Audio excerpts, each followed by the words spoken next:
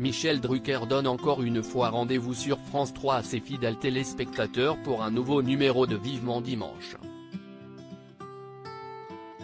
Pendant 1h30, l'animateur va recevoir plusieurs artistes et débriefer de leur actualité.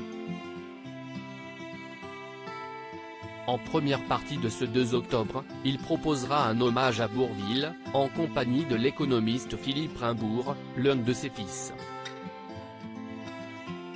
André Rimbaud de son vrai nom était une véritable figure populaire dans les années 40 et 50. Il a d'abord connu le succès avec la musique, en se créant un rôle caricatural de paysan un peu benêt, puis avec des spectacles comme La Route Fleurie, Pacifico ou encore La Bonne Planque. Fort de ses expériences, Bourvil s'est ensuite dirigé vers le cinéma, où il a joué dans des comédies avant d'alterner avec le dramatique. Son rôle de chômeur faisant du marché noir sous l'occupation dans La Traversée de Paris, 1956, lui avait d'ailleurs valu le prix d'interprétation de la Mostra de Venise. Bourvil est resté une grande vedette jusqu'à sa mort en 1970, à l'âge de 53 ans.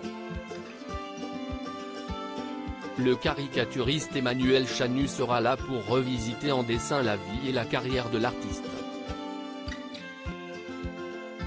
En seconde partie d'émission, Michel Drucker reviendra dans le présent en accueillant sur son plateau les navigateurs français Loïc Perron et Amélie Grassi, en marge du départ de la course du Rhum attendu le dimanche 6 novembre prochain.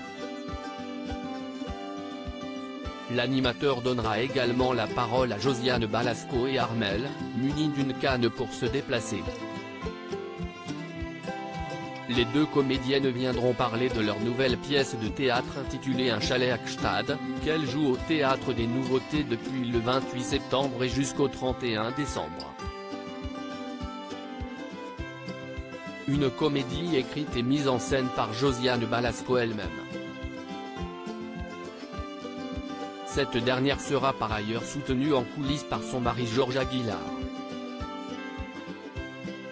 Patrick Fiori et Christophe Mondolini viendront quant à eux parler de leur collaboration sur l'opus Corso Mezzo Mezzo 2 et l'ex-chroniqueuse de quotidien Laura Felpin fera la promotion de son premier One Woman Show, Ça passe.